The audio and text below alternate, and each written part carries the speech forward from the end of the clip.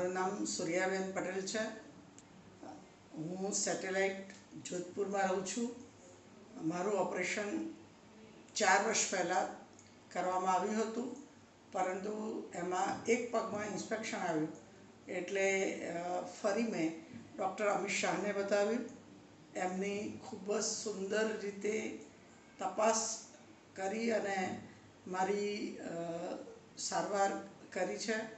વેદાંત હોસ્પિટલમાં હું દાખલ થયેલી હતી અને સ્ટાફ પણ ખૂબ સરસ છે. ડૉક્ટર અમિત શાહનો પણ મને ખૂબ સારો અનુભવ થયો છે.